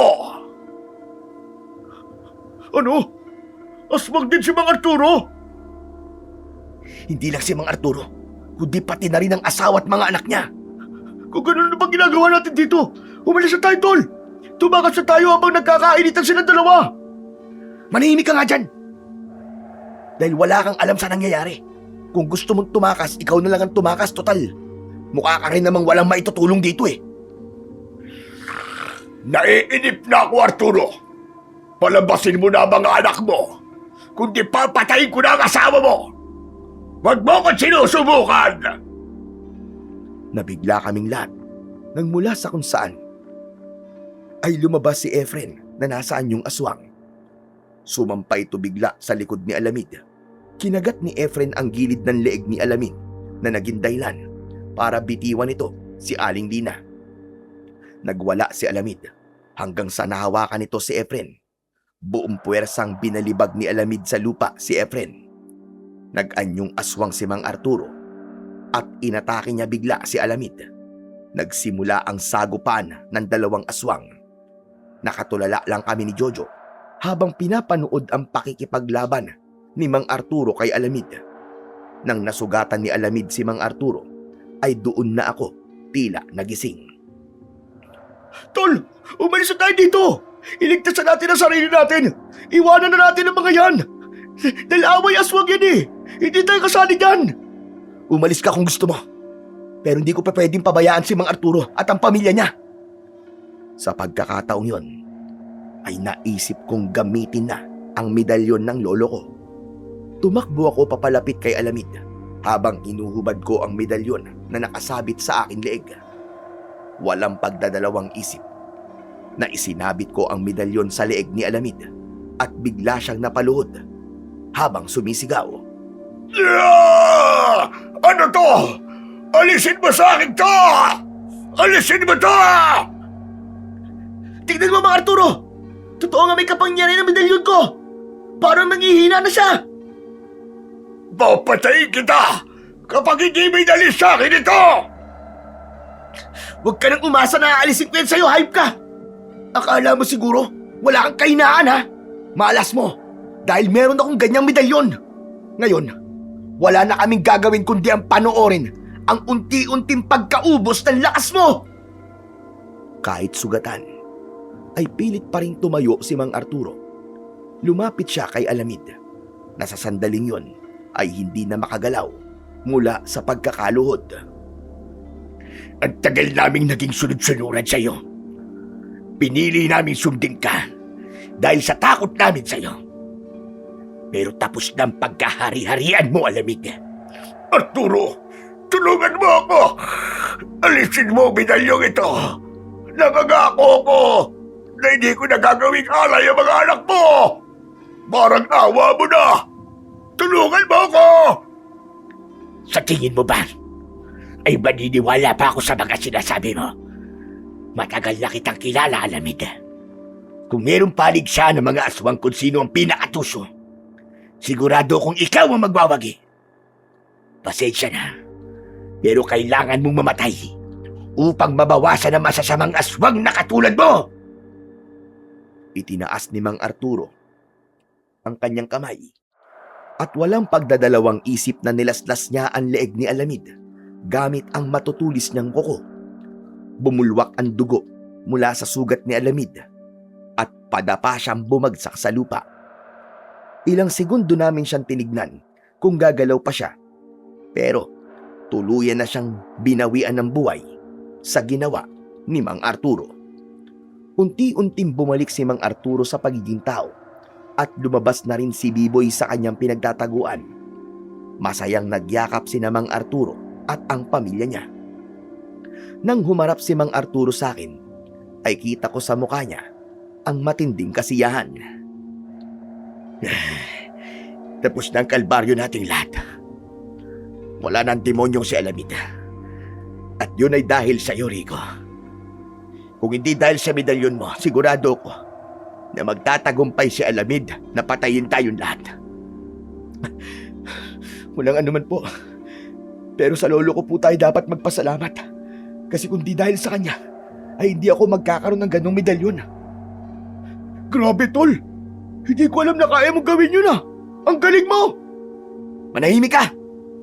Hindi ko pa rin nakakalimutan ang kasalanan mo sa akin, baka akala mo. Sorry. Masaya lang naman kasi ako patay na si Alamid eh. Pero, mapagkakatiwalaan ba talaga natin ang pamilya na yan?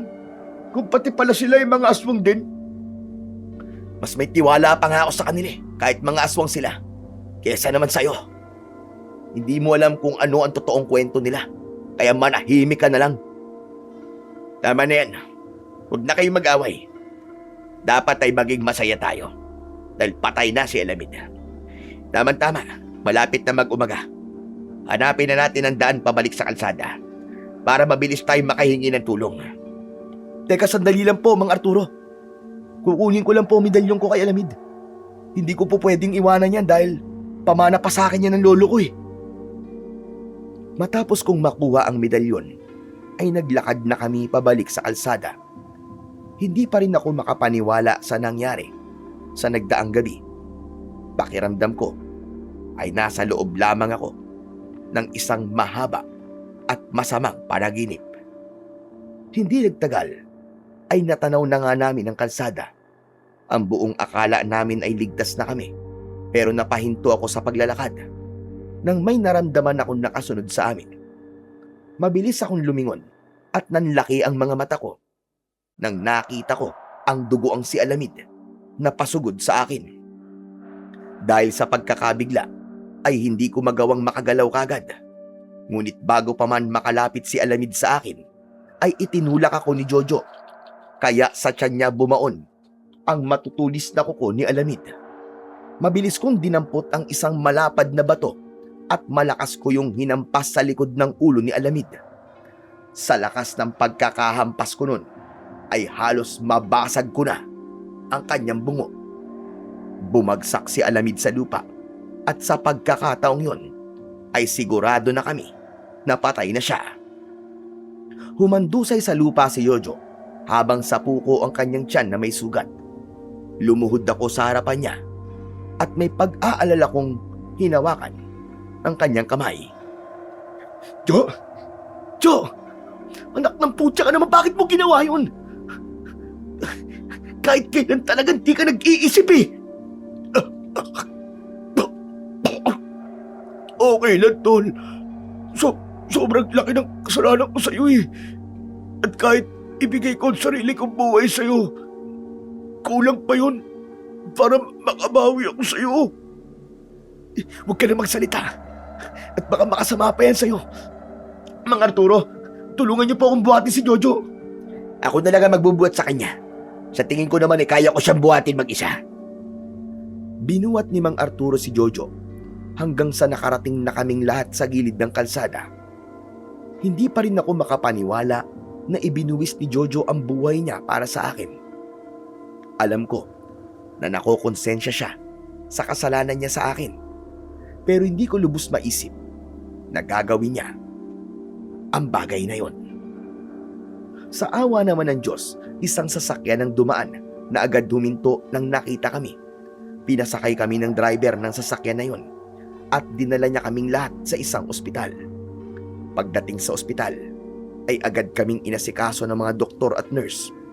Ginamot nila ang mga sugat namin at makalipas ang ilang oras, ay dinala kami ni Jojo sa iisang kwarto. Nag-request ako na maglagay ng harang na kortina sa pagitan namin ni Jojo dahil ayoko siyang makita. Pagsapit ng hapon, ay narinig ko ang pagdating ni Fatima. Dahil si Jojo ang malapit sa pintuan at nahaharangan ng kortina ang kama ko, ay si Jojo ang nilapitan ni Fatima. Diyos ko, mabuti na lang at ako ang tinawagan ng nurse para sabihin na nandito ka. Ano ba nangyari? Mahabang kwento, Fatime. Pero huwag ka na mag-alala dahil ligtas na ako. Ano wag mag-alala? Hindi mo maaalis sa akin na mag-alala dahil nasa ospital ka. Alam mo bang iyak ako ng iyak habang papunta rito? Mabuti na lang at walang masamang nangyari sa anak natin. Ha? Anak natin? Anong anak natin? Jojo, buntis ako. 3 buwan na akong buntis.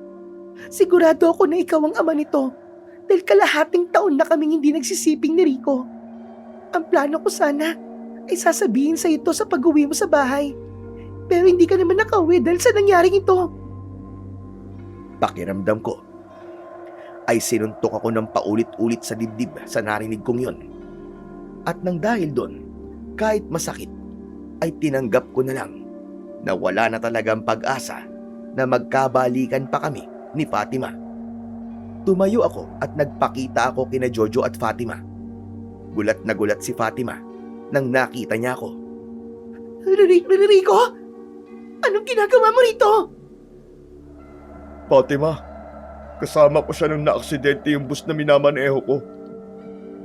Nakalimutan mo na bang siya ang konduktor ko? Hindi ko nakalimutan. Pero hindi ko alam na nasa iisang kwarto lang pala kayo. Rico, yung narinig mo, joke lang yun, hindi yun totoo. Hindi mo na kailangan magsinungaling, Fatima. Dahil alam ko na ang buong katotohanan. Alam ko na matagal na kayong may relasyon ni Jojo. Kaya nanlamig ka na sa akin. At hiniwalayan mo ko. Sorry, Rico. Sorry talaga. Hindi namin sinasadya na nagkagustuhan kami. Sasabihin din sana namin sa'yo eh. Pero naghahanap lang kami ng magandang pagkakataon. Ayos na. Pinapatawad ko na kayong dalawa. Oo, masakit pa rin, pero kailangan ko magpatawad. Hindi para sa inyo, kundi para sa sarili ko. Ayokong dalhin habang buhay ang bigat ng kasalanan niyo sa akin. Siguro nga, kayong dalawa talaga ang nakatakda para sa isa't isa. Baka nga naging daan lang ako para magkakilala kayong dalawa. Maraming salamat, Tol. Salamat talaga. Hindi mo alam kung gaano kami kasaya ni Fatima sa narinig namin sa'yo. At sana, Tol, maibalik pa natin ang dati nating pagkakaibigan. Malabo na maibalik ang kung anong meron tayo dati, Jojo. Nakakapanghinayang man ang mga pinagsamahan natin. Pero pasensya na. Kasi hindi ko na kayang makipagkaibigan pa sa isang tao na mas pinili akong lokohin kaysa pahalagaan ng pagkakaibigan namin. Pero masaya ako para sa inyong dalawa. Wala nang galit sa puso ko ngayon. At wala akong ibang hinihiling kundi ang kasiyahan yung dalawa. Congrats nga pala, kasi magkakaanak na kayo. Isang mapait na ngiti ang pinakawalan ko bago ko lumabas ng kwartong yon. Hinanap ko ang silid na kinaroroonan ni Mang Arturo at madali ko yung nakita nang dahil sa pagtatanong ko sa isang nurse. Pagpasok ko sa kwartong yon ni Mang Arturo, ay siya lang ang naroon. O Rico, kumusta ka na? Ayos lang po ako. Kayo po kumusta? Mas matindi po ang sugat na natamo nyo kaysa sa akin eh. Ayos na ako. Eh si Jojo, kumusta na siya? Mukhang okay na po siya. Lalo na dinalaw siya ngayon ni Fatima. Magkasama po sila ngayon doon sa kwarto namin. Umalis po muna ako ron para makapag-usap sila ng mabuti. Yung Fatima ba na yun? Yung dati mong nobya? Opo, siya nga po.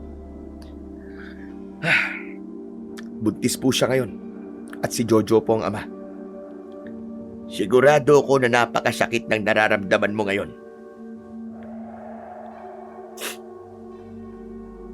Sobrang sakit po. Pero mas pinili ko magparaya. Dahil wala nang dahilan para ipaglaban ko pang pagmamahal ko para kay Fatima.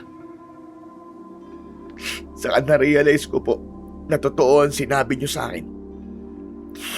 Lahat pala talaga na nangyayari sa buhay natin, maganda man o hindi, ay merong dahilan. Alam niyo po, simula nang minahal ko si Fatima, ay sa kanya na umiikot ang buong mundo ko. Sa kanya ko ibinuhos ang lahat ng pagmamahal na kaya kong ibigay. At wala na akong tinira para sa sarili ko. At nang dahil po ron, ay nakalimutan ko ng mahalin ang aking sarili. At nang iwanan ako ni Fatima, ay para akong bus na nawalan ng gulong. Hindi po ako makausad. Ngayon, ay naiintindihan ko na kung bakit inalis ng Diyos si Fatima sa buhay ko dahil ang gusto ng Diyos na muli kong matutunang mahalin ang sarili ko. Masaya ako na mabilis kang natauhan, Rico. Tandaan mo mabuti kang tao at sigurado ko na may mas magandang plano ang Diyos para sa iyo. Yan ang kailangan mong paniwalaan at panghawakan. Tama po kayo. At maraming salamat dahil kayo po nagpa-realize sa akin ng mga bagay na yan. Ngayon ay naniniwala po ako na hindi lahat ng aswang ay masasama. Pero, Mang Arturo, maiba ako. Nasaan po si Aling Lina at mga anak nyo? Lumabas muna sila dahil hindi sila sanay sa lamig dito sa ospital. Baka raw sila'y sipunin. Ganun po ba? Pero, huwag niyo po palang isipin ang babayaran nyo rito sa ospital ha. Kapag nakausap ko pong operator namin, sasabihin ko sa kanya. Nasagutin na rin niya ang bills nyo kasi nakasakay po kayo sa bus namin nung nangyari ang aksidente. Maraming salamat, Rico. Talagang napakabuti ng puso mo. Oo nga pala.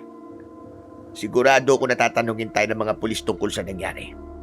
Sasabihin ba natin sa kanilang tungkol sa aswang?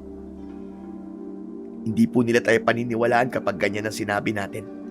Siguro sabihin na lang po natin na may galit sa inyo si Alameda at plano nila kayong patayin. Tapos nadamay lang kami ni Jojo kasi sinubukan namin kayong tulungan. Ako na rin po ang bahalang magsabi kay Jojo ng dapat niyang sabihin sa mga pulis.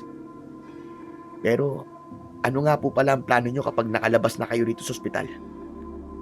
Itutuloy namin ang pagpunta sa Pamplona. Meron kaming kamag-anak doon at magpapatulong kami sa kanila para makapagsimula kami ng aking asawa at ng aking mga anak. Hayaan niyo po at mag-aabot po ako sa inyo ng konting tulong para magamit niyo po sa pagsisimula ninyo. Nakakahiya man pero hindi ko tatanggihan yan. Dahil kailangan na kailangan talaga namin ng panimula. Wala po kayong dapat ikahiya, Mang Arturo. Malaki rin po na itulong niyo sa akin. Simula po nang pumasok tayo sa gubat na yon. Basta magpagaling po kayo kagad at palagi ko po kayong ipagdadasal kasama ng pamilya mo. Bago ako lumabas ng kwartong yon, ay niyakap ko muna si Mang Arturo. Wala na kasi akong mga magulang at sa pamamagitan ni Mang Arturo ay naaalala ko sa kanya ang aking tatay. Makalipas ang ilang araw, ay tuluyan na kaming nakalabas ng ospital ni Mang Arturo at Jojo. Pagkatapos ng lahat ng nangyari, nagpasya akong mag-resign sa trabaho ko bilang konduktor dahil gusto ko nang magsimula ng panibagong buhay. Nagtrabaho ko sa ibang bansa bilang isang factory worker at ibinuhos ko ang oras at lakas ko sa pagtatrabaho at pag-iipon ng pera. Hindi naging madali ang lahat, pero unti-unti ring gumaan ang pakiramdam ko habang lumilipas ang panahon. Tuluyan na akong nakausad sa sakit na dulot ng panlolokong ginawa sa akin ni na Jojo at Fatima. Nang mabalitaan kong ikinasal na silang dalawa, ay wala na akong naramdamang galit o lungkot dahil matagal ko nang tinanggap ang nangyari.